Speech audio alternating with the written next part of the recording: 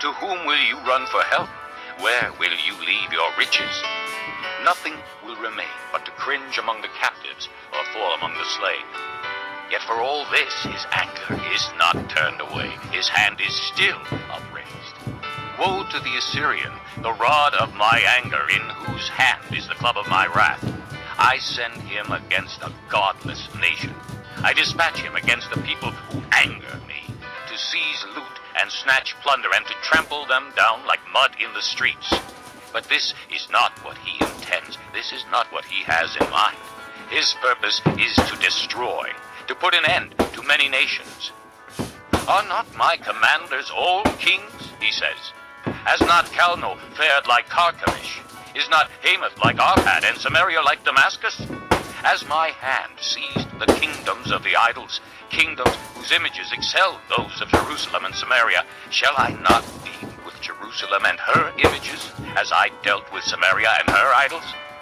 When the Lord has finished all his work against Mount Zion and Jerusalem, he will say, I will punish the king of Assyria for the willful pride of his heart and the haughty look in his eyes.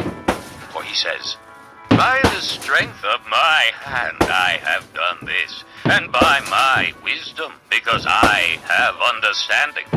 I removed the boundaries of nations. I plundered their treasures. Like a mighty one I subdued their kings.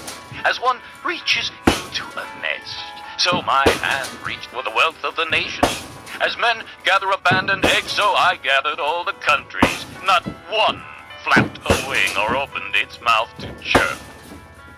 Does the axe raise itself above him who swings it, or the saw boast against him who uses it?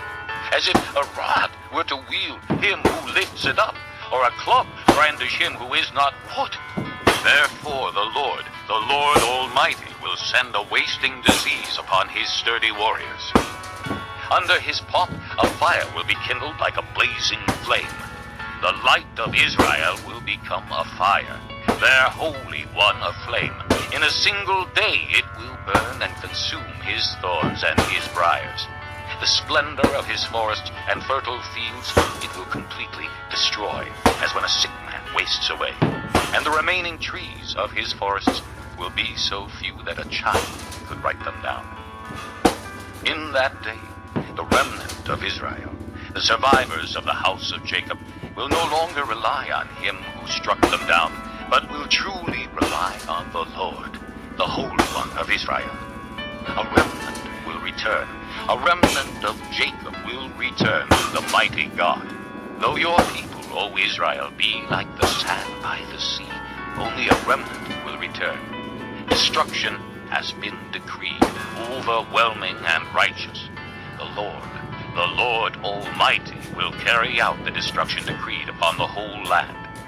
Therefore, this is what the Lord Almighty says. O my people who live in Zion, do not be afraid of the Assyrians, who beat you with a rod and lift up a club against you as Egypt did. Very soon my anger against you will end, and my wrath will be directed to their destruction. The Lord Almighty will lash them with a whip, as when he struck down Midian at the rock of Oreb, and he will raise his staff over the waters as he did in Egypt.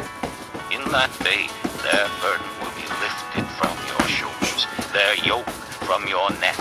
The yoke will be broken because you have grown so fat. They enter Iden. They pass through Migron.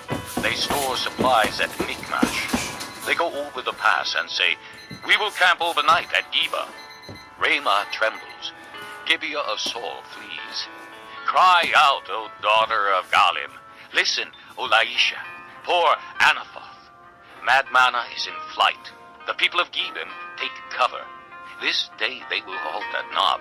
They will shake their fist at the mount of the daughter of Zion, at the hill of Jerusalem. See, the Lord Almighty will lop off the boughs with great power. The lofty trees will be felled, the tall ones will be brought low. He will cut down the forest thickets with an axe. Lebanon will fall before the mighty one. Chapter 10. Woe to those who make unjust laws, to those who issue oppressive decrees to deprive the poor of their